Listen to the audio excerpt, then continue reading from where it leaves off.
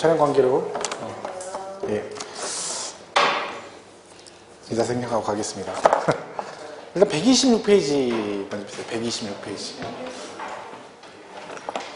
126페이지. 126페이지 거기 2장에 과세 대상 이렇게 돼 있죠? 거기 먼저 하겠습니다. 뭐 순서는 상관없습니다. 이러나 저러나. 자, 거기 126페이지 보면 재산세 과세 대상 이렇게 돼 있죠? 그러니까 이거는 뭔 얘기냐면 이제 무엇을 가지고 있을 때 재산세를 내느냐 그런 얘기죠. 그래서 과세 대상 이렇게 돼 있습니다. 대상 일단 5가지가 있습니다. 크게는 그죠. 부동산 다 들어가죠. 토지 들어가고 건축물 들어가고 그다음에 주택 이렇게 돼. 건축물, 주택 그리고 선박, 항공기 이렇게 돼 있어요. 선박, 항공기. 그래서 5가지가 재산세 과세 대상입니다. 이 중에서 이 2개 있죠. 이 2개는 그냥 제목만 기억하시면 돼요. 선박 항공기는 그냥 부동산이 아니기 때문에 이건 구체적으로 물어보진 않습니다. 시험에 물어보는 건 뭐예요? 이 3가지를 주로 물어봅니다. 자, 그러면 재산세를 확실하게 이해하려면 제일 중요한 게 뭐냐면 이 3가지 차이점, 그러니까 어떻게 차이가 나냐, 이거 차별점을 꼭 기억을 하셔야 됩니다. 일단 이렇게 건물이 있습니다. 건물, 그죠? 여기 건물이 있어요. 그죠? 이거 상가 건물이다. 이게 만약에 상가, 그죠? 이렇게 돼 있고 이쪽에 주택이 있다. 그랬을 때 주택. 2가지 차이점을 잘 기억하셔야 됩니다. 자, 이쪽은 일반 건축물 상가 건물이고 여기는 주택이다. 그러면 이걸 우리가 건축물 그러고 이걸 토지 그러죠. 그죠? 얘도 따지면 얘는 건축물이고 얘는 토지죠. 자, 이렇게 되어 있습니다. 자, 그러면 이제 이 상태에서 얘하고의 차이점을 보겠습니다. 일단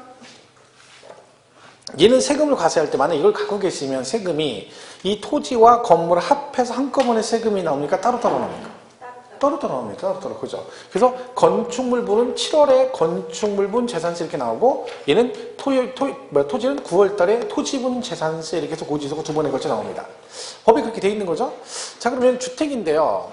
자, 우리가 보통 시골에서 만약에 여러분 시골에 주택이 하나 있다. 단독주택이 있다. 그러면 만약에 나는 단독주택을 팔라고 그래요. 얼마니? 그러니까 1억이래. 그럼 제가 1억에 팔 거야? 그래도 팔겠대. 그래서 제가 산다고 했어요. 그럼 계약서 쓸 때 그러니까 이 건물만 1억이야? 이렇게 얘기합니까? 그럼 내가 주택 1억이라며 그랬더니 뭐래요? 내가 그래 주택 건물만 1억이랬지 언제 주택이 1억, 전체가 1억이래 이런 얘기 안 하잖아요. 보통 우리가 주택 그러면 건물만 얘기합니까? 토지를 포함해서 보통 얘기합니까? 토지 포함해서 보통 상식적 기본이 그렇죠. 자, 세법도 마찬가지라는 거죠. 그래서 세법에서도 주택 그럼 뭐다? 건물만 얘기하는 게 아니라 무엇도 같이 얘기한다? 토지 건물 합해서 전체를 뭐라고 그래요? 주택이라고 그래요. 결론은 세금을 과세할 때 그러면 얘는 어떻게 과세한다는 얘기예요? 얘처럼 건물 따로 토지 따로 과세하는 게 아니라 어떻게 한다? 건물 토지를 합해서 한꺼번에 세금이 나온다 그 뜻입니다.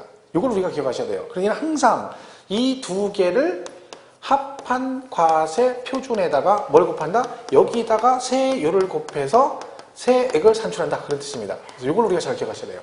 그럼 결론은 뭐다? 세법상 주택은 어떤 경우든 토지와 건물을 따로따로 과세한다 안 한다? 안 한다. 이게 머릿속에 딱 박혀 있어야 됩니다. 그래야 나중에 이 문제 관련된 게 나왔을 때 안 틀리는 거예요. 그러니까 주택은 얘네하고 다른 거죠. 주택을 제외한 나머지는 다 어떻게 돼요? 토지 건물을 따로따로 과세한다. 이걸 잘 구분하셔야 됩니다. 근데 문제는 이제 있다 보면 집 이런 게 있습니다. 갑, 을 이렇게 된 게 있죠. 그래서 남의 땅에 집 짓고 사는 경우도 있거든요. 자, 그럼 이건 좀 문제가 있을 수 있죠? 자, 이렇게 돼 있다 그러면 얘는 재산세가 토지 건물 따로 과세할까요? 한꺼번에 같이 여전히 세금을 계산할까요? 주인 살 때는. 제가 금방 뭐라겠어요? 어떤 경우에든 주택은 토지 건물 따로 과세한다 안 한다? 안 한다 그랬잖아. 항상 한꺼번에 계산해. 한꺼번에. 그죠? 이게 흔들리면 안 되는 거예요. 나중에 이제 문제 풀다가 분명히 우리 공부할 때는 주택은 항상 토지를 포함한 개념이라고 말해놓고 나중에 건물과 토지 소유자가 다르다 그러면 생각을 달리하는 거죠. 가만있어 이게 근데 주인이 다르면 이런 건물은 갚고 이건 땅을 을 거니까 얘한테는 토지분 얘는 건물분 이렇게 나오겠지 라고 생각할 수 있는 거죠. 그래서 문제를 많이 틀립니다. 그러니까 제일 기본적으로 나오는 지문이 뭐냐면 이렇게 나와요. 토지와 건물의 소유자가 다를 경우에는 그 토지 건축물 각각의 과세 표준에 세율을 곱해서 세액을 산출한다. 그러면 땡! 틀린 겁니다. 왜? 각각이 아니라 항상 한꺼번에. 이걸 우리가 항상 머릿속에 넣고 있어야 돼요. 이게 흔들리면 계속 헷갈리는 거죠. 그죠? 자, 그러면 이걸 갑을이 공유하고 있다. 그럴 수 있죠. 공동수요. 자, 이래도 어떡한다? 세금은 여전히 계산한 다음에 나온 세금을 나눠서 내는 거. 지분에 따라 나눠낸다 그런 얘기죠. 그럼 문제는 이제 이 세금인데 보세요. 얘가 만약에 이 세금 계산할 때 얘가 20만 원 나왔다. 예를 들어서. 그죠? 그러면 세금은 이제 주인이 다른 한꺼번에 계산했죠. 근데 문제는 이 20만 원을 세금을 내야 되잖아요. 그럼 이거를 둘 중에 한 명이 다 내는 건 아니겠죠. 낼 때는 어떻게 내야 되겠어요? 둘이 나눠서 내야죠. 나눠서. 왜? 주인이 다르니까. 그러니까 세금은 한 명이 소유권 한 명인 것도 똑같이 계산한 다음에 낼 때는 둘이 나눠서 내게 됩니다. 나눠야 되는데 그러면 이걸 어떻게 나누냐는 거지 20만 원을. 그죠? 우리 세법은 항상 뭔가를 구분해서 나눠줘야 되는데 구분이 안 돼 있을 때 항상 뭘 한다고 하냐면 이 말씀입니다. 안분이라는 표현을 씁니다. 안분. 안분이 뭐냐면 비율에 따라 나눈다 그런 얘기입니다. 그러면 이걸 비율로 나누려면 어떤 걸 기준으로 나눌 것인지 그죠? 뭘 가지고 기준을 할 건지 정해줘야 되는 거죠. 우리 세법에나 모든 안분은 둘 중에 하나입니다. 금액 기준 아니면 면적 기준은 무조건 안 받아요. 금액 기준 아니면 면적 기준. 그러니까 금액을 기준으로 해서 나누거나 아니면 그 면적의 비율에 따라 나눈다. 둘 중에 하나는 거죠. 근데 대부분은 이걸로 되어 있습니다. 금액으로.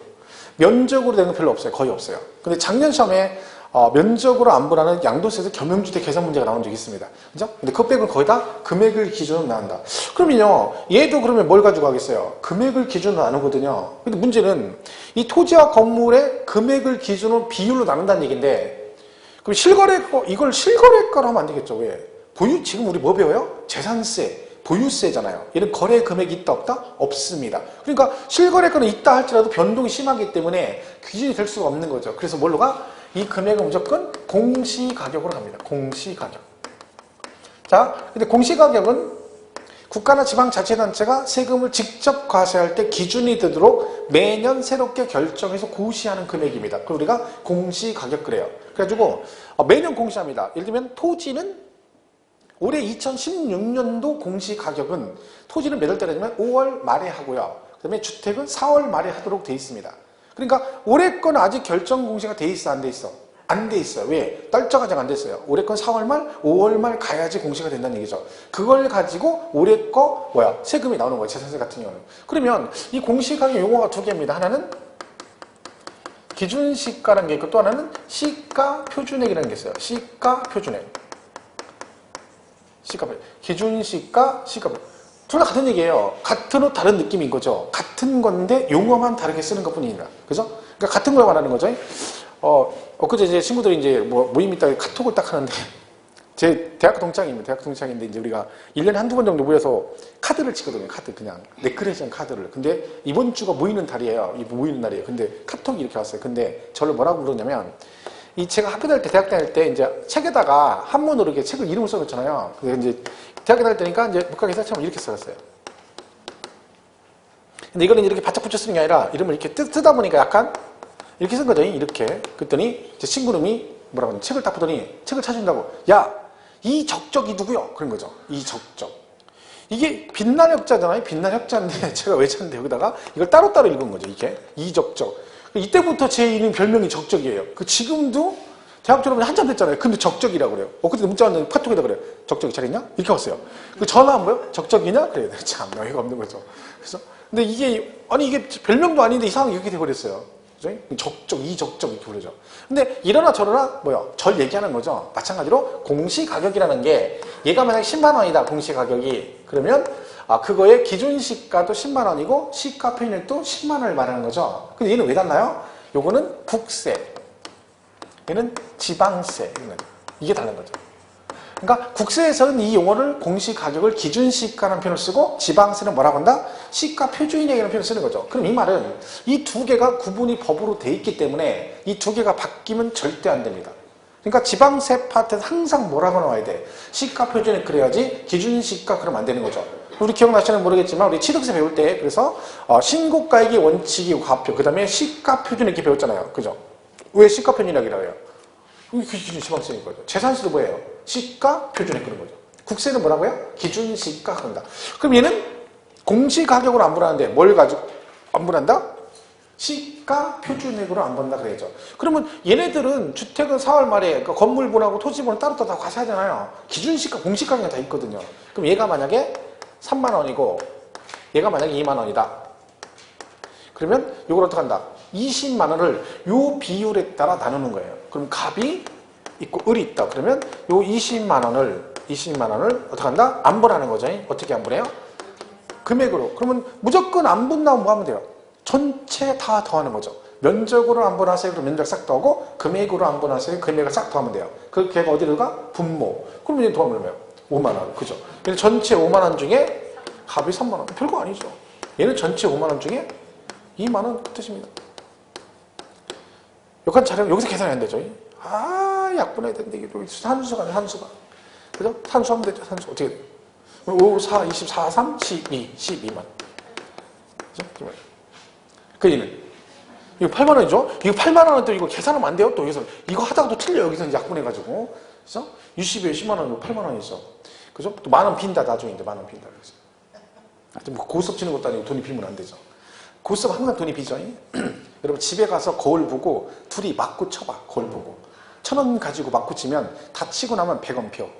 그죠? 그러니까 우리 고스톱은 항상 뭐예요? 맞고 거울 보고 맞고 쳐도 돈이 빈다고 그러죠. 항상 돈이 비게 돼 있어요. 그러니까 여러분 고스톱 치면 뭐야? 항상 이런 놈은 100만 원 이럴 때 다 치면 딴 놈은 50만 원 땄는데 이런 놈은 100만 원 이랬다고 그러죠. 왜? 항상 안 맞아 이게. 원래 안 맞는 거죠. 원래 그런 거죠. 이런 사람은 더 잃었다고 그러고 딴 놈은 덜 땄다고 그러니까 항상 이건 안 맞게 돼 있어요. 저희 친구들 맨날 치면 그래요. 항상 돈이 안 맞아요. 그죠? 근데 우리는 50%를 돌려주는 게 룰이에요. 무조건 치고 나면 50% 무조건 돌려줘요. 얼마가 됐든 간에. 딴 거 50%. 잘해야 되는 거예요. 잘못 계산하면 땄다고 50% 돌려줬다가 나중에 자기 원전을 잃어요. 내가 분명히 따가지고 50% 돌려줬는데 나중에 돈이 모질라. 왜? 이런 놈이 더 잃었다고 하는데 덜 잃었는데 10만 원이나 20만 원이 잃었다고 막 이러는 거죠. 그걸 조심해야 되는 거죠. 자, 그래서 요거는 그냥 이렇게 가면 돼요. 그러면 결국 세금을 이렇게 해서 뭐 한다? 시가 표준액으로 안분해서 낸다. 그렇죠? 이렇게 하면 되고 공유일 때는 어떻게 한다? 요 20만 원을 어떻게 한다? 지분에 따라 내겠죠. 그죠? 근데 보통 우리가 지분하면 공유할 때, 공동명의할 때 지분 표시 잘 안 하죠. 그죠? 설마 남편이 부인하고 주택 공동명의하면서 그래도 내가 남편이니까 내가 51%, 당신이 49% 이러진 않을 거 아니에요. 그럼 욕먹지. 그죠? 그러니까 그냥 뭐요? 누구누구의 일이 이런 식으로 가죠. 대부분이. 그럼 세법은 뭘로 봐? 지분은 무조건 없으면 균등한 거로 보인다. 그러니까 둘이면 5대5. 그죠? 3명이면 3분의 1씩 똑같은 걸로 처리한다. 그런 뜻입니다. 자, 그러면 일단 머릿속에 주택은 어떤 경우든 토지 건물 따로 과세한다, 안 한다. 이거 기억하시고. 그 다음에 그러면 이렇게 해서 안분한다 했는데, 그냥 보세요. 또 여기서 이제 무슨 얘기가 나오냐면 이 주택이 되게 중요합니다. 기본으로. 자, 얘는요. 건축물 7월달 토지는 9월에 나온다 했잖아요. 그죠? 그러면 이 말은 결국 얘는 세금을 나눠내는 효과가 있잖아요. 일부는 7월에 내고 일부는 9월에 내는 거죠. 별로는. 그죠? 근데 주택은 뭐요? 한꺼번에 세금을 계산하잖아요. 그럼 얘하고 형평성이 안 맞죠. 왜? 그럼 얘는 어쨌든 세금을 전체 한꺼번에 한다고 나눠내는데 얘는 그게 안 되니까. 그래서 어떻게 한다? 얘는 그게 안 되니까 뭐? 그 세액을 계산해서 아까 20만 원 나왔죠? 요거를 어떻게 한다? 이거를 너는 나눠내라는 얘기지. 그러니까 얘가 7월, 9월에 내니까 너도 이 세금을 7월하고 9월에 나눠내라. 그래서 얼마씩? 반씩 내는 거예요. 그래서 2분의 1은 7월 달에 내고 2분의 1은 9월 달에 내도록 되어 있습니다. 그래서 주택분 재산세는 얼마? 전체 세액이 2분의 1은 7월 달에 2분의 1은 9월에 내라. 이렇게 법이 되어 있는 거죠. 자, 그럼 여기서 보세요 또. 주택은 2분의 1씩 나눠낸다는 얘기는 고지서가 2번 나간다는 얘기잖아요. 그죠? 그러면 재산세 5,000원이야. 5,000원인데 2,500원은 7월 달에 나오고 2,000원은 9월 달. 이건 누가 봐도 낭비죠. 비용도 낭비고 시간 낭비고. 그래서 뭐가 있다? 일정 금액 이하면 한꺼번에 부가징수하자. 그런 규정이 있다는 거죠. 그게 얼마냐면 10만 원 이하 이렇게 되는 거야. 뒤에 가면 또 나옵니다. 10만 원 이하. 그러니까 재산세가 10만 원 이하면 주택분 재산세 그럼 어떻게 한다? 한꺼번에 부가징수할 수 있다. 나눠서 안 나고. 9만 원 그러면 한꺼번에. 그럼 문제는 7월이냐 9월이냐 이게 문제죠. 7월 9월 언제? 왜? 항상 올림픽 정시에 세금 올림픽 정시에 더 빨리 더 많이 빨리 걷고 많이 걷고 그죠? 그리고 언제 걷어? 7월 달에 이렇게 뒤에 가면 당연도 부가세액이 10만 원 이하인 경우는 7월 16일부터 7월 31일까지 한꺼번에 부가징수할 수 있다라고 돼 있습니다. 뭐가요? 주택이. 그죠? 이렇게 되는 거죠. 그러니까 이게 다 주택과 관련된 겁니다. 그럼 막 주택 얘기가 되게 많습니다. 막 고급 주택 얘기도 있고, 뭐 다가구 주택 얘기도 있고, 겸용주택 얘기도 나오고, 고가 주택도 있고 막 그래요. 주택이. 그러니까 그걸 우리가 확실하게 구분하셔야 돼요. 그죠? 그러니까 주택이 가장 주가 되는 거죠. 토지보다는. 그죠? 이렇게 보시면 됩니다. 자, 결론은 일반 주택을 제외한 나머지 건축물은 토지 건물을 따로 과세하는데 뭐는 주택의 경우는 항상 한꺼번에 과세가 된다. 이걸 꼭 기억을 하셔야 된다. 그죠? 이게 흔들리면 나중에 문제 자꾸 틀리는 거예요. 보시면 됩니다. 자, 교재 보시면 126페이지. 그 과세 대상에 토지, 건축물, 주택 이렇게 나와 있잖아요. 근데 토지에 보면 뭐라고 되어 있냐면 용어를 설명해 놓은 거죠. 근데 그건 필요 없고 그 토지 설명한 두 번째 줄 마지막 줄에 다만이라고 써 있죠. 다만. 어딘지 아세요? 다만에서 주택의 부속 토지는 제외한다 그랬죠. 이게 무슨 뜻이에요? 저기서 말하는 토지분 재산세를 과세할 때 이 주택의 부속 토지는 저기서 말하는 토지에 해당이 된다 안 된다? 안 된다 그런 거죠. 왜?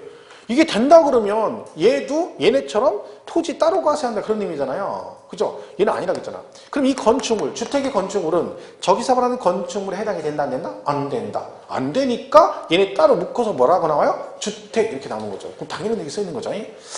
그러니까 이번에 건축물도 마지막 줄에 끝에 보면 다만 주택용 건축물은 제외한다 이렇게 돼 있죠. 그게 그런 뜻이다만 보시면 되고 3번의 주택은 설명하는 거죠. 어떤 걸 주택이라 하느냐. 결국 무슨 얘기예요? 주택은 세법상 주택은 뭐다? 건물과 뭘 포함한다? 토지를 포함해서 말하는 거다. 그렇게 써놓은 거죠. 그래서 거기 3번의 1번 보면 뭐 주택이란 세대의 구성원이 장기간 독립된 주거 생활을 할 수 있는 구조로 된 건축물의 전부 또는 일부 및 엔드죠. 그죠? 그리고 뭐 그 부속 토지를 말하며 그런 얘기입니다. 중요한 얘기는 아닙니다. 일단 개념은 기억하셔야 되죠. 두 개를 포함한 개념이다. 요것만 기억하시면 됩니다. 자, 오른쪽에 3번에 주택의 판정이라는 게 나오는데 그 두 개가 있죠. 근데 그 중에 2번에 겸용주택만 일단 먼저 보겠습니다. 겸용주택. 여러분 겸용주택 아시죠? 겸용주택이 우리가 일반적으로 어떤 걸 말해요? 그러니까 겸용이 돼 있다는 거죠. 일부는 주택, 일부는 상가로 돼 있다 이런 거 얘기잖아요. 이거 우리가 보통 상가주택 같은 게 얘기하시는 거예요. 그죠? 자, 근데 이런 거죠. 자, 건물이 이렇게 있는데 뭐 층으로 될 수 있고요. 얘는 이렇게 돼 있다 그러면 얘는 일부는 중거, 일부는 상가 이렇게 돼 있다는 거. 이걸 뭐라 그래요? 겸용주택 그래요. 뭐라고요? 겸용주택. 말 그대로 겸용이 돼 있는 주택이다. 뭐 그런 뜻입니다. 자, 이랬을 때 이걸 갖고 계시면 재산세가 나올 거 아니에요. 그럼 이때 그러면 이것만 따로 얘는 주택, 얘는 건물로 볼 것이냐 아니면 전체를 다 주택으로 봐서 세금이 나올 것이냐 그걸 구분하는 겁니다. 자, 근데 조건이 있습니다. 얘는 한 동의 건물이 한 구의 건물이 이런 말이 있어요. 한 구의 건물이 겸용되거나 한 구의 건물이 겸용되다 이런 기준이 있어요. 자, 일단 법은 뭐라고 되어 있냐면 한 동의 건물이 겸용되어 있을 때는 뭐라? 면적에 관계없이 그죠? 면적에 관계없이 전부 뭘로 본다? 관계없이 주거 부분만 그죠? 주거 부분만 뭘로 본다? 주택으로 본다 이렇게 돼 있고요. 따로 본다는 얘기죠. 한 구는 뭐라고 되냐면 주거용이 전체 100분의 50 이상이면 얘는 뭘로 본다? 전체를 다 뭘로 본다? 주택으로 본다. 이런 규정이 있습니다. 자, 잘 보세요. 나중에 이거 시험이 굉장히 잘 나오니까 잘 기억하셔야 됩니다. 한동, 한구. 자, 한구는 뭐라고 이해하시면 되냐면 우리가 보통 알고 있는 상가주택 있죠. 1층 식당, 2, 3층 원룸 이런 거 있잖아요. 그거 얘기하는 거야. 자, 그런 경우는 어떻게 한다고요? 주거용으로 쓰는 게 얼마? 50% 이상이면 전체 다 뭘로 본다? 주택으로 보겠다. 예를 들면 얘가 6대4 이렇게 돼 있어요. 그럼 얘는 뭘로 본다는 거야? 전체 다 뭘로 본다? 주택으로 본다는 얘기죠. 왜? 주거용이 전체 50%를 넘었죠. 이해가시죠? 그런 얘기입니다. 자, 그러면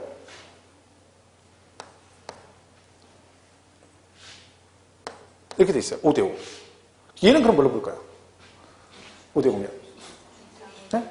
전체를 주택으로 보죠. 왜? 50% 이상이면, 그러니까 이상이니까 정확히 5대5까지는 뭘로 보겠다? 전체를 주택으로 본다. 그죠? 이런 기준이죠. 그러니까 나중에 시험 볼 때 이렇게 나와요. 한 구의 건물이 주거와 주거 외의 면적이 동일한 경우에는 이렇게 물어보거든요. 동일한 경우. 그럼 뭐요? 똑같다는 얘기잖아. 근데 뭘로 본다? 전체를 주택으로 본다. 그러지? 주거 부분만 주택으로 본다. 그럼 땡 틀린 거죠. 그럼 이게 안 헷갈릴 거는 헷갈릴 수밖에 없는 게 지금 우리가 안 배워서 그런지 양도세 나중에 배우면 양도세도 겸용주택이 나오거든요. 근데 얘는 기준이 달라요. 얘하고 재산세 기준이 다르기 때문에 확실하게 정리하면 무지 헷갈려요. 지금은 안 헷갈리시죠? 지금 헷갈릴 리가 없죠. 왜? 아는 게 없으니까. 헷갈리려면 뭘 알아야 헷갈리는 거죠. 이것도 알고 저것도 아는데 정확히 몰라서 엉키는 거야. 근데 아무것도 모르면 마음은 편합니다. 헷갈리지는 않으니까. 그죠? 근데 공부를 빨리 하셔야 돼요. 그래서 헷갈려야 되는 거죠. 빨리빨리. 그래야 공부가 된 거죠. 네? 자, 그러면 얘는 뭐냐면 한 동은 우리가 그냥 아파트 한 동 전체 그렇게 생각합니다. 아파트 한 동 전체가 일부는 주택 일부는 상가 이런 식으로 돼 있는 거라는 거죠. 이런 걸 우리가 뭐라 그래요? 일부 주택 이게 전체 건물 전체 한 동 이런 식으로 돼 있는 거? 주상복합 생각 주상복합 편하게. 그럼 여러분 주상복합 같으면요 1, 2층에 뭐 있어요? 여기 치킨집 있고 그죠? 그 다음에 호프집 있고 그 다음에 뭐 부동산 장인이 있고 그죠? 그 다음에 식당이 있고 세탁소 있고 그죠? 비디오가 있으면 없겠군요. 그죠? 뭐 이런 거 있을 거 아니에요. 그러면 당연히 얘는 주거 부분이 훨씬 많죠. 주상복합 같으면 주거용이 한 80% 이상 될 거 아니에요. 그죠? 그럼 얘를 갖다가 이 기준을 적용하면 당연히 얘도 뭐겠어요? 전체 다 주택이라는 얘기잖아요. 근데 이건 아닌 거지. 왜? 주인도 다 살려고 여기 건물주고 다 소유권자가 다른데 이쪽에 건축물 상가 같은 걸 전부 다 주택으로 보면 안 되잖아요. 그러니까 한 동은 무조건 뭐다? 면적과 관계없이 무조건 뭘로 본다? 전체 주거 부분만 따로 본다. 다 각각 본다는 얘기죠. 얘가 주택이고 얘는 뭐 건축 일반 상가로 보는 거죠. 그러니까 한 동은 무조건 뭐 주거 부분만 주택으로 보고 한 구라고 나온 보다 주거용이 100분의 50 이상이 뭘로 본다? 전체를 주택으로 본다. 그래서 이거 재산세 얘 나오면 이거부터 물고 한 동이냐 구냐 이거부터 기억을 하셔야 됩니다. 자, 기분 잘 정확하게 정리를 하셔야 돼요. 지금 일단 들으시는 거니까 그러니까 동그라미 2번 박스 있죠. 박스 1, 2번 있잖아요. 1번에 뭐라고 돼 있어요? 한 동 그죠? 한 동의 건물이 주거와 주거 외의 용도로 사용되고 있는 경우는 그 다음 뭐라고 돼 있어요? 주거용에 사용되고 있는 부분만을 주택으로 보며 한 동 그러니까 그죠? 이번에 한 구는 뭐라고 나와요? 끝에 주거용으로 사용되는 면적이 전체의 100분의 50 이상인 경우는 뭘로 본다? 주택으로 본다. 이렇게 돼 있죠. 그걸 잘 기억을 하셔야 됩니다. 잘못하면 나중에 양도세가 엉켜가지고 되게 복잡할 수 있어요. 그죠? 잘 보시고. 자, 그건 뭐 지금 어차피 뭐 이거 앞으로 수업 시간에만 수도 없이 합니다. 수도 없이. 그러니까 수업만 잘 들어도 제가 했죠. 수업만 잘 들어도 똑같은 얘기 수십 번 듣고 간다니까. 그죠? 수업 시간에 멍 때리고 있으니까 멍 때리면 안 되는 거지. 야간반은 지금 정신없는데 여러분 멍 때릴 때가 아닙니다. 정신을 바짝 차리고 공부를 해야 되는 거죠. 그죠? 바짝 차리고. 무슨 얘기하시죠? 시험은 다 합격할 수 있는데 정신을 안 차려서 떨어지는 거예요. 그러니까 앞에서 선생님 얘기하는 일을 그대로 따라가야 된다는 거예요. 그대로. 꼭 믿고. 이게 이거다 그러면 그리고 이거다 그러면 그래야지. 그냥 그죠? 막 얘기 열심히 하고 있는데 엉뚱지다고 뭐 뺀 필기하고 뭐 책 보고 줄치고 그러면 안 돼요. 줄 백날 쳐봐야 소용없어. 줄치면 잘 풀 것 같죠? 책에다 줄치면 언제 봐? 줄을 치는데 언제 보냐 이거 언제 보냐고. 줄만 치는 거야 맨날 줄만 치는 거야. 하긴 줄이라도 치야 나중에 학원 다니는 티가 나지. 책도 줄다니고 깨끗한 뭐 공부 뭐 했나 티도 안 나고 본인이 스스로 한 거 내가 한 게 없는 것 같은 거야. 근데 여기다 막 줄치고 막 많이 해놓으면 왠지 뿌듯하죠. 머리에 든 건 없지만 굉장히 책을 보면 뿌듯해. 왜? 뭔가 큰 거 한 것 같아. 근데 소용없습니다. 책에다 줄 백날 치면 머릿속에 줄을 치야지. 책에 줄 치면 되는 건 아니죠. 근데 뭐라도 하셔야죠. 그래서 하다 보면 돼. 하다 보면 뭔가 그래서 나오겠지. 자, 선박 항공기는 제목만 보시면 된다겠죠? 그래서 과세대상 그렇게 보시면 됩니다. 그 다음에 제작 넘어가면 128페이지 3절에 토지가 나오죠. 3장에. 그죠? 그럼 이 토지는요, 이렇게 나와 있어요. 분리과세 대상 토지와 별도 합산 대상 토지와 그리고 종합합산 대상 토지로 나옵니다. 이렇게 있습니다. 자, 이건 뭐냐면요. 우리가 있잖아요. 모든 토지가 똑같은 용도 쓰는 게 아니죠. 예를 들면 어떤 사람 농사 짓고 어떤 사람 나대기로 쓰고 있습니다. 그죠? 그러면 농사 짓는 사람하고 나대기로 쓰는 사람이 토지 용도가 다른데 걔네 둘이 똑같은 세율을 적용하면 누가 봐도 불합리한 거죠. 그래서 어떻게 한다? 토지를 사용하는 용도에 따라서 세 가지로 나눠서 세율을 다르게 적용하겠다. 이게 뭐다? 토지 구분입니다. 분리별도 종합. 그럼 여러분 혹시 작년에 토지분 재산세 내신 분 있으면 집에 고지서 한번 보시면 본인 토지가 무조건 3개 중에 하나 해당이 됩니다. 그리고 거기 고지에 써 있어요. 자기 토지가 분리과세인지 별도인지 종합이 써 있어요. 그러니까 이제 뭐냐면 보통은 뭐예요? 거기 재산세 내면 뭐만 봐? 금액만 봐. 작년에 10만 원 나와 이번에 12만 원 나오면 아씨 2만 원 또 나왔네 이러지. 내 토지가 분리인지 별도인지 뭐인지 관심 없습니다. 또 관심 있으면 뭐 할까? 읽어봐도 뭔 얘기인지 모르는데 그죠? 그러니까 구분이 안 되는 거지. 근데 이걸 공부한 사람은 적어도 고지서 딱 보면 아 얘가 이 얘기구나. 사실 이걸 잘 배우면 고지서를 보면 걔가 왜 그렇게 되는지 이해를 할 수 있거든요. 근데 그걸 모르는 사람들은 그냥 오로지 뭐만 봐. 모든 사람들은 고지서의 총액만 봐. 총액만 봅니다. 얼마 나왔는지. 아파트 사시면 뭐만 봐. 관리비 내역은 안 보잖아요. 그냥 뭐만 봐. 작년 금액 지난달 전월고 대비해 나오잖아. 지난달에 9만 얼마나 이번에 10얼마. 아 왜 또 나왔어 이러지. 왜 뭐가 늘었는지 관심이 없는 거죠. 내용은 다 있는데 안 읽어. 그리고 우리 관심이 없는 거죠. 그러니까 토지는 적어도 본인께 여기 중에 하나 있다는 건 알아야지. 그죠? 그러니까 분리는 간단하면 그런 거죠. 분리는 농지. 농지 같은 경우 농사 짓잖아요. 그러니까 그런 농지는 세금 부담이 많으면 농사 짓기 힘들잖아요. 그래서 서민들이 농사 짓는 거니까 세금 부담을 좀 덜어줘야 되죠. 그래서 가장 낮은 세율을 적용합니다. 그래서 너는 따로 니네끼리 분리해서 낮은 세율, 그런 뜻이고, 그 다음에 별도 같은 경우는 이런 건물 있죠. 일반 상가 건물 있죠. 상가 건물. 이 부속 토지는 전부 다 별도 합산이다 보시면 되고, 종합의 대표 주자는 나대지 같은 거, 나대지. 나대지 뭐죠? 아무것도 않고 나자빠지는 땅, 그죠? 비삼용 토지죠. 이런 애들은 뭘로 가? 종합합산. 이런 식으로 용도에 따라 구분하는 거다. 그래서 분리별도 종합으로 구분된다. 그러니까 시험 문제 되게 잘 나옵니다. 잘 나올 수밖에 없는 게 이 시험이 그런 거죠. 다음 중 분리과세 대상이 아닌 걸 고르시오. 그러면 여러분이 뭘 알아야 돼요? 어느 게 분리고, 어느 게 별도고, 어느 게 종합인지 알아야 되는데 알 수 있는 방법이 있습니다. 왜? 교재 128페이지에 자, 128페이지부터 넘겨보세요. 129, 130, 131, 132, 133, 34, 35, 36, 37, 38, 39페이지까지밖에 안 돼요. 요걸 싹 외워가지고 하나를 맞추는 거죠. 별거 아니죠? 몇백개 안 돼. 몇백개 안 되니까. 몇백개 안 되니까 하나 싹 외워서 하나 맞추는 거지. 아, 저한테 물어보시면 저 같으면 안 합니다. 이거 하나 맞추겠다고 이걸 몇백 개를 외운다고. 그렇게 많이 공부 진짜 여러분 하면 떨어지기 자꾸 작정을 한 거죠, 아주. 그래서 아니지, 말이 안 되는 거지, 이거는. 그래서 그럼 안 돼. 이거는 외울 필요 없습니다. 근데 시험에 되게 잘 나옵니다. 나올 수밖에 없죠. 왜? 얘는 하도 양이 많으니까 작년, 재작년 냈어도 계속 내도 똑같은 지문 하나도 없이 계속 낼 수 있잖아요. 새로운 지문을. 왜? 이렇게 많은데. 근데 그렇게 나오면 누가 맞히겠습니까? 못 맞추지. 그래서 시험엔 자주 나오는데 대신 기존에 기출됐던 지문들이 거의 나옵니다. 그러니까 옛날에 봤던 나왔던 지문들이 많이 나와요. 그러니까 얘는 의외로 또 쉽게 풀 수도 있어요. 그러니까 일부러 이걸 막 집중해서 할 건 없지만 그렇다고 포기할 것도 아닌 거죠. 제가 수업 시간에 오늘은 안 해요. 오늘은 다음 파트 때 제가 이거를 기본적인 사항에서 몇 가지 이렇게 해서 구분해가지고 설명을 해줍니다. 분리별도 종합에 대해서 한 30분 정도. 그럼 그거 듣고 그 내용 보시고 나머지는 문제 풀 때 자꾸 보시면 돼요. 그럼 모의고사나 기출문제 다 보면은요 비슷비슷한 지문이 계속 나와요. 왜? 모의고사 낼 때도 여기 있는 이 상황을 갖다 안 내요. 그거 내면 어차피 모르니까. 그죠? 그러니까 뭘 내? 옛날 나왔던 지문으로 만들어서 보통 문제를 내기 때문에 많이 본 지문들이 결국 시험에 나와요. 재작년에 나왔었거든요. 재작년에 별도 합산. 근데 그것도 다 과거에 나왔던 지문이에요. 그러니까 뭐 여러분이 이거 가지고 스트레스 받을 필요는 없습니다. 하다 정 안 되면 뭐 하면 돼? 안 하면 되니까 그게 안 하면 되고. 나하고 사대 안 맞는다 생각하고 찍으면 되지. 나한테 나오면 찍은다. 편하게 가시면 돼요. 그죠? 부담 갖을 필요 없습니다. 그래서 그건 나중에 보시면 돼요. 참고로 말씀드리면 저도 이걸 다 못 외우기 때문에 제가 이 부분은 제가 수업 시간에 한 거 말고는 저한테 질문하러 오면 안 돼요. 이 상황 하나 외워가지고 선생님 이건 분리별 중에 뭘까 이렇게 물어보면 서로 입장 곤란해질 수가 있습니다. 상막해질 수가 있어요. 왜? 그럼 제가 이제 모르고 대답을 못하면 제가 얼마나 열받겠습니까? 쪽팔리고. 그죠?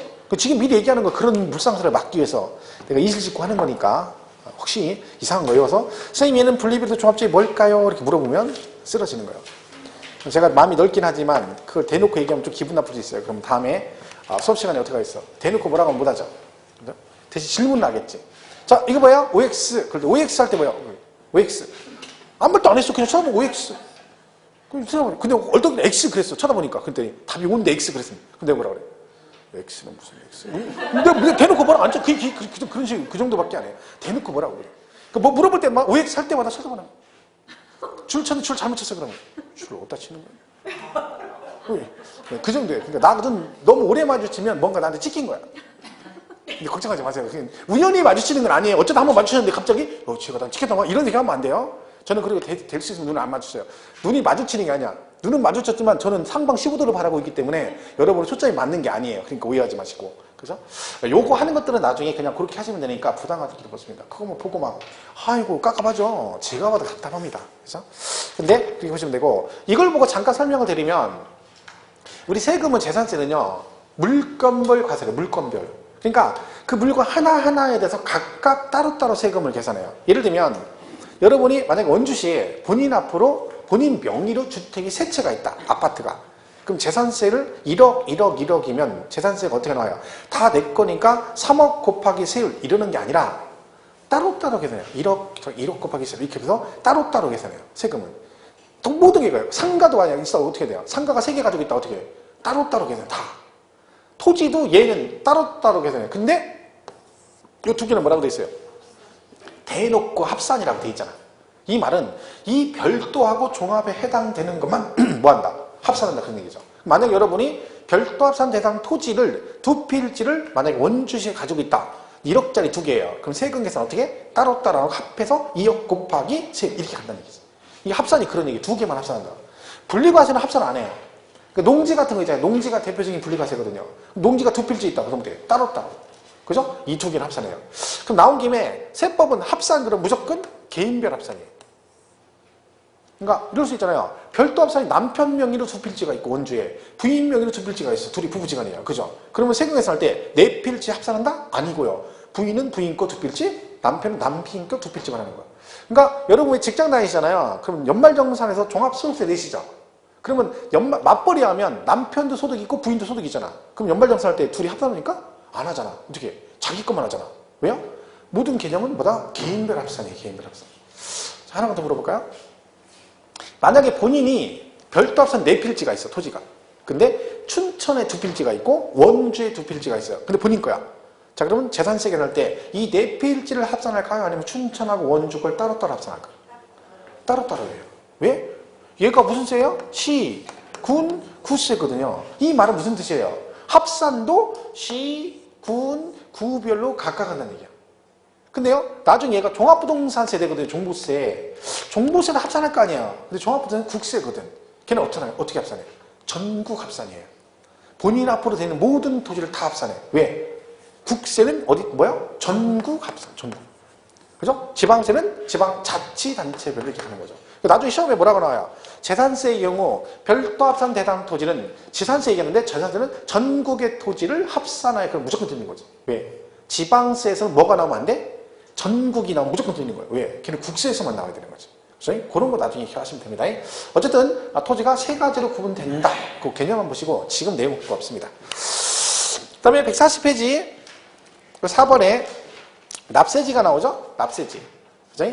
자, 납세지는 자, 우리가 재산세는 지방세잖아요. 지방세 어디다 내야 돼? 시, 군, 구다 내죠. 근데 지방세는 물세라고 했잖아. 뭐 중심이다? 물건. 그럼 세금을 어디다 내야 돼요? 물건의 소재지죠. 그럼 얘는 뭐예요? 물건의 소재지, 시, 군, 구죠. 그럼 얘는 부동산이잖아요. 그럼 얘는 어디다 내? 이 세 개는 제들의 소재지 관할 어디? 시, 군, 구에다 세금 내죠. 그러니까 원주시에 있는 모든 건물은 주인이 여기 살든 안 살든 관계없이 세금을 어디다 내라? 원주시에다 내야 돼요. 왜? 원주시 안에 있는 물건이 여기 있잖아. 원주시에 있잖아. 그럼 얘네들은 전부 다 원주시에다 세금을 내는 거지. 그럼 여러분 여기 살고 있는데 강남에 빌딩 하나 있어. 그럼 세금은 어디다 내야 돼? 재산세는 강남구에다 내야 됩니다. 그죠? 왜? 물건의 소지다. 그런 뜻입니다. 그런데 선박항공기는 부동산 아니죠. 그래서 얘는 선적항 소재지 그러고 얘는 정치장 소재지 그럽니다.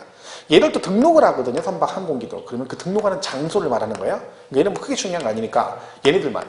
시험에 이렇게 나오면 틀리면 안 되는 거잖아요. 기출문제에 뭐가 나왔냐면 주택의 경우 납세지로 틀린 걸 고르라는 거. 주택은 주택의 소유자의 주소지 관할 시군구가 납세지다. 땡. 틀렸죠. 왜?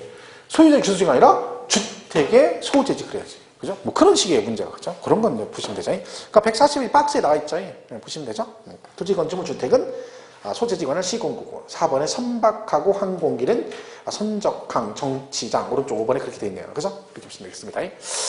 자, 그럼 여기서 재산세 시험에 제일 많이 나오는 게 뭐냐면 납세 의무자예요. 141페이지 2번. 자, 얘는 작년에도 나오고 재작년에 나오고 최근 몇 년 동안 거의 계속 언급이 됐고요.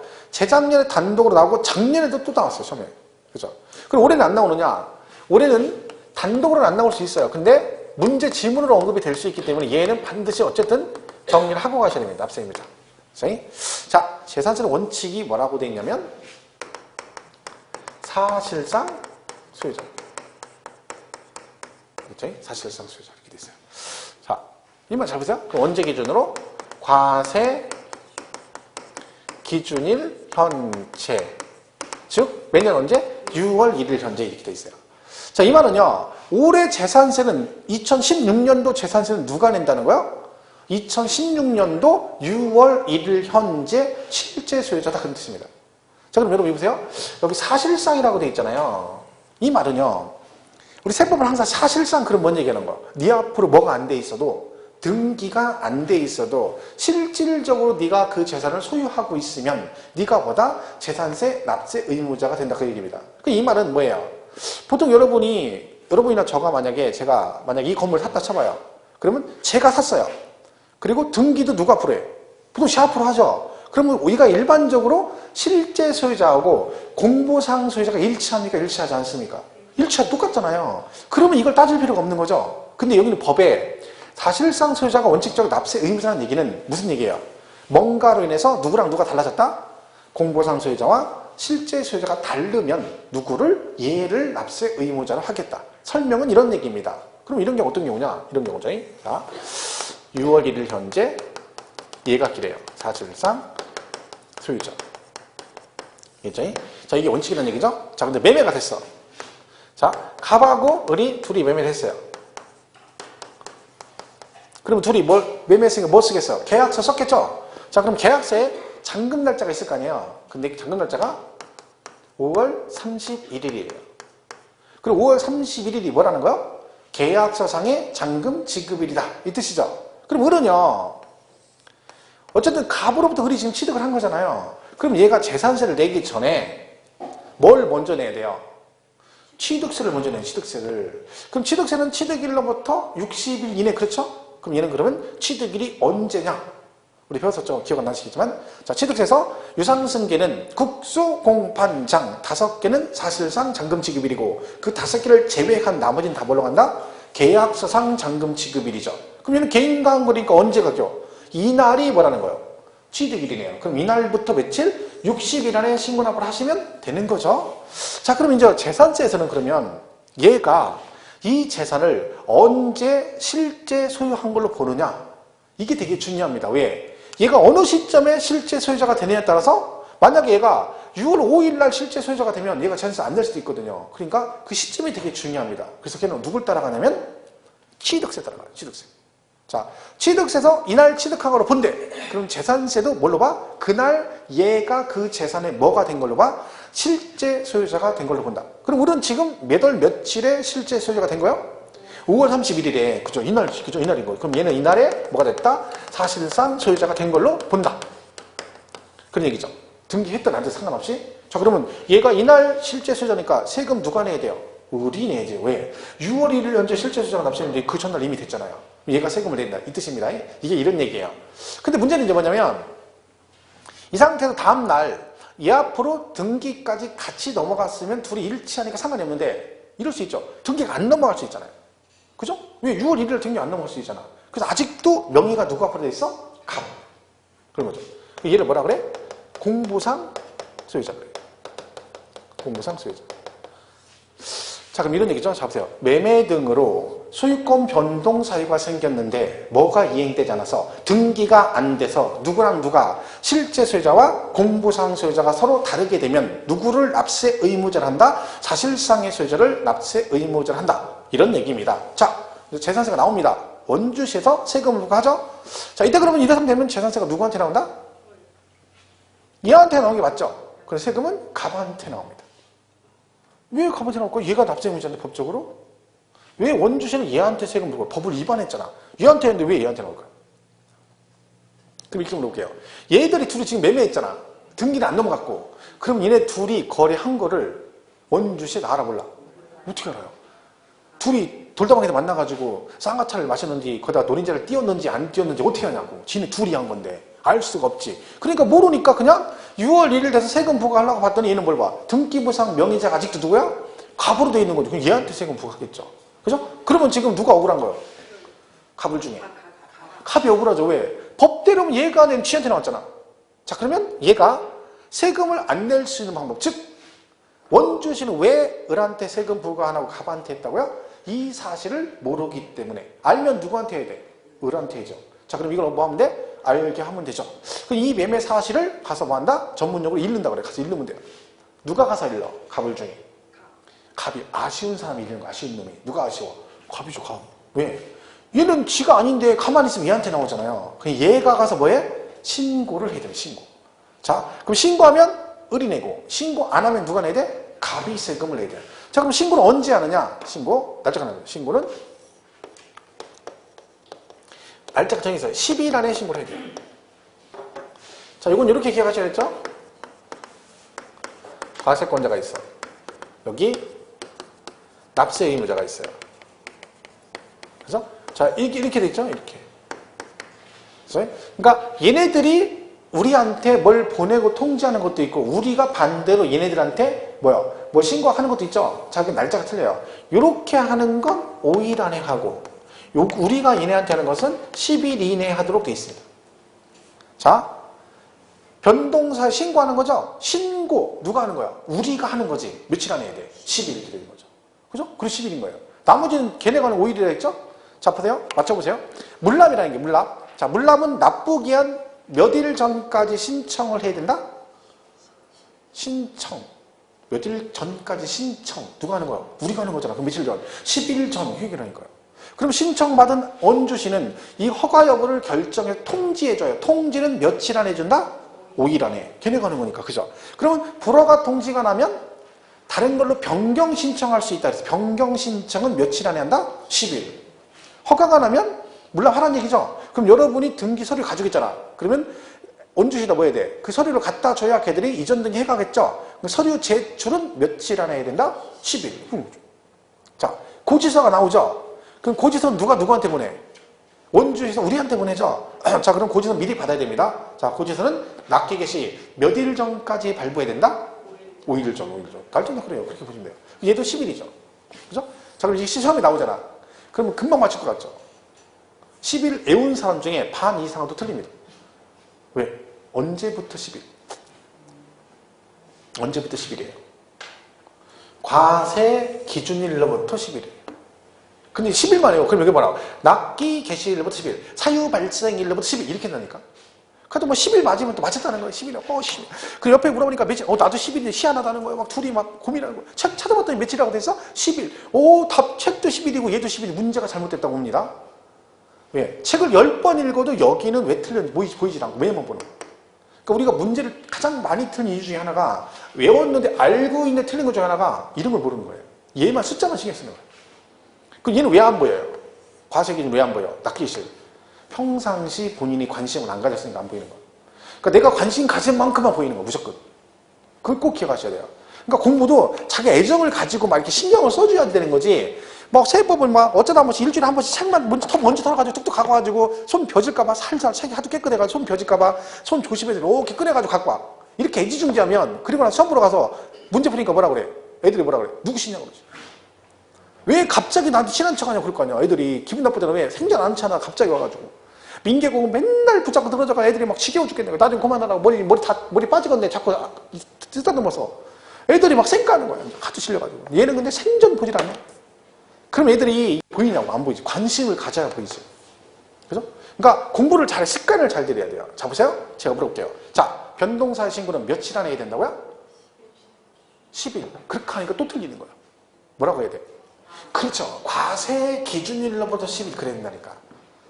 그러니까 아예 공부할 때 10일 그러지 마시고 항상 뭐라고 습관을 들여라? 과세 기준일로부터 10일, 과세. 이래야 나중에 문제 읽을 때 뭐라고 읽어요? 10일 그렇게 안 읽고 과세 기준 이렇게 읽는다니까. 그래야 여기서 사유 발생이 그럼 틀렸네 이렇게 되는 거라니까. 관심 안 가지면 소용없어요. 그러니까 애정이 있어야 돼, 애정이. 우리 연애할 때도 그러잖아요. 연애할 때는 우리 와이프가 막 한 번 만나면 머리부터 발끝까지 스캔 딱 떼가지고 머리띠 뭐 했고 삐는 뭐 찔렀고 다 기억나거든. 근데 지금 머리 막 이만큼 길었는데 갑자기 머리를 숏가트 찍어 왔는데 어디가 변한지를 몰라. 어디가 변하긴 변했는데 어딘지를 기억을 못하는 거야. 왜? 관심이 없는 거지. 그죠? 연애할 때 온통 거기에 신경 쓰니까 애교 머리 하나만 내려도 막 알아봐. 뭐라? 어제는 안 내렸는데 오늘 하나 내렸네? 뭐 이렇게 알아봐. 근데 지금은 막 긴 머리 여기까지 있던 걸 잘랐는데도 못 알아봐. 분위기만 바뀌었다는 거죠.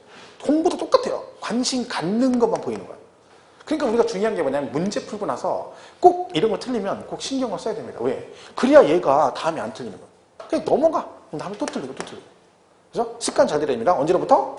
과세 기준으로 10일. 그죠? 자, 그럼 요날부터 10일 안에 신고하면 누가 내고? 을이 내고. 신고 안 하면 누가 낸다? 공보상 소유자가 낸다. 그럼 신고는 누가 한다? 공보상 소유자가 신고한다. 그런 얘기입니다. 자, 그러면 요거 맞추면 다 아는 거예요. 이걸 맞춰야 쉬는 거예요. 못 맞추면 쉬는 시간에 공부하세요. 자, 이렇게 됐어. 이날 할 수 있죠. 그래서 계약서의 잔금 날짜가 이날이에요. 계약서 쓰다 보면 5월 31일 날, 6월 1일, 6월 2일 뭐 날짜는 뭐 이럴 수 있잖아요. 자, 하필이면 날짜가 6월 1일인 거예요. 계약서 잔금 날짜가. 자, 그러면 갑을 중에 누가 재산세, 납세 응자할까요? 일단 부피권 행사하시면 변호사 올 때까지 기다리면 언제 올지 모릅니다. 얘기를 해야 답을 둘 중에 하나 찍어야 답을 맞출 수 있어요. 이게 지금요. 이것처럼 생각하면 되는 거예요. 이것처럼. 그래서 여기를 보고 대답을 하시면 되는 거지. 자, 일단 을이 언제 실제 소유자가 된 거예요? 6월 1일에 됐다는 얘기잖아. 왜? 계약서 장부날짜 6월 1일이니까 여기도 그렇잖아요. 이날 얘가 계약서 장부날 이날 취득한 거 본다 했죠. 을이 5월 31일에 실제 소유자 됐죠. 여기 똑같잖아요. 이번엔 계약상 장부날 6월 1일이면 을이 언제 된 거야? 6월 1일에 뭐가 된 거예요? 사실상 소유자가 된 거다 그런 얘기 아니겠습니까? 그죠? 여기 뭐라고 돼 있어요? 6월 1일 현재 사실상 소유자가 뭐다? 납세 의무자 이렇게 되는 거지. 그래서 6월 1일까지 누가 내? 을이 내는 거예요. 얘를 우리가 법에서 뭐라고 하나요? 교재는 양도인, 그리고 얘를 양수인 그래요. 그 문제는 뭐라고 나오면 이렇게 나와요. 과세 기준일 현재 양도, 양수되면 누구를? 양수인을 납세 의무자로 한다 그래야지 양도인 그러면 땡 틀린 거야. 그럼 만약에 여러분이 올해 아파트를 살 계획이야. 그럼 잔금 계약서 쓸 때 여기 걸리면 여러분이 사는 입장에 매수 그러면 계약서의 잔금 날짜는 언제로 가야 돼? 6월 2일로 가야 되는 거야. 왜 그런지 아시죠? 왜? 1일까지 누가 내? 매수가 되는 거지. 그 파는 사람은 주고 나서나 6월 1일 안에 해야 되는 거예요. 다 똑같아요. 다 똑같아요. 그죠? 다 그런 거지. 자동차도 차 살 때 등록할 때 봐봐요. 그죠? 아니면 중고차 산다고 해봐. 그럼 어떻게 돼? 6월 1일 이전에 사버리면 어떻게 돼?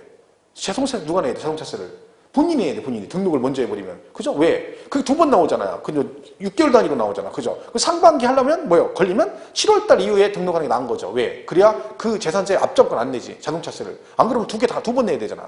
이게 다 뭐요? 기준점이 다르기 때문에 그렇습니다. 그래서 요렇게 잘 기억하시면 돼. 그죠? 요게 뭐다? 기본적인 개념이다. 이렇게 보시면 되겠습니다. 자, 141페이지. 2번에 납세 의무자 1번 원칙이라고 돼 있죠? 뭐라고 돼 있어요? 사실상 소유자. 동그라미 1번 보겠습니다. 재산세의 과세 기준일 현재 재산을 사실상 소유한 자는 재산세를 납부할 의무가 있다. 맞죠? 2번 공유재산일 때는 어떻게 한다 했어요? 지분권자가 세금을 내는데 지분에 따라 가로 안에 있는 거 꼭 기억해야 돼요. 나중에 지분 표시가 없으면 어떻게 한다? 균등 똑같은 거로 본다. 그죠? 보시면 되고. 3번 주택의 건물과 부속 토지 소유자가 다를 경우에는 당해 주택에 대한 산출세액을 이는 따로 계산 안 한다겠죠? 한꺼번에 계산해서 안분한다겠죠? 뭘 가지고 안분한다? 시가 표준액별로 안분해서 그 소유자를 납세 의무자로 본다. 그렇죠? 4번 과세 기준일 현재 뒤에 양도 양수되면 누구요?